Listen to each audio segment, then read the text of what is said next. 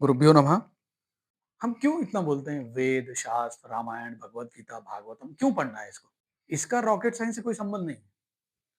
इसका जो रॉकेट बना रहा है, जो इंजीनियरिंग कर रहा है, जो व्यक्ति उसके पीछे है, उसका संबंध है इससे। ये सारी चीज़ें आप जीवन जीने के लिए करते हैं। लेकिन आप इसको ऐसे समझिए, आज से 50 साल पहले से और अभी-अभी तो और मतलब आप महाकुंभ को ही ले लीजिए चलिए। इसके पहले 20 साल से लोग आ ही रहे हैं, पाश्चात्य देशों से, जिसको आप डेवलप्ड मानते हैं। और उन डेवलप्ड कंट्रीज में क्या है, हर वो सुख सुविधा है जिसको आप पाना चाहते हैं, उनके पास वो पहले से ही है। लेकिन फिर वो यहाँ क्यों आ रहे हैं?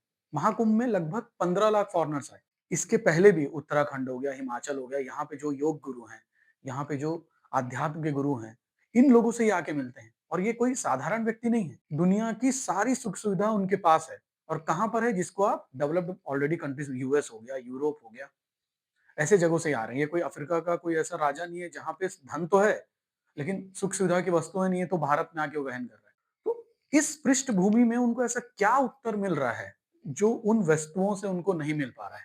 यही उत्तर उनको वो रामायण, वो भागवत, वो वेद, वो भगवत गीता देती है। कभी भी रघुवंश पढ़िए, एक राजा को वो त्याग सिखाता है। हम यहाँ किसी व्यक्ति को एक स्टडी करना सिखाते हैं, फिर आपको धन अर्जन करना है, उस धन से फिर वो बहुत से दुखों की वजह से घिरा रहता है, फिर उससे निकलने के लिए कुछ कोशिश करता है। लेकिन पहले हम हमारी जो शिक्षा पद्धति थी क्या थी?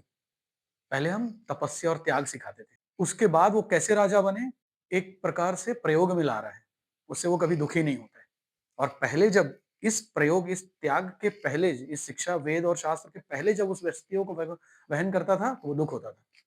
तो आप कभी कालिदास जी को पढ़िए, समय निकालिए। मतलब उससे मैं ये समझता हूँ, रघुवंश के राजा हैं, रघु है, अज महाराज हैं, दशरथ हैं, राम हैं।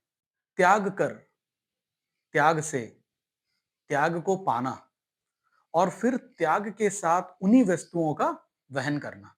इससे आप कभी भी कर्म से नहीं जुड़ेंगे। ऐसे चीजों को वो शास्त्रों में पाते हैं।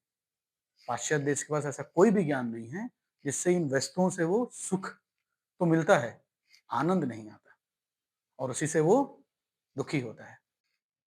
कृष्णार्पणम।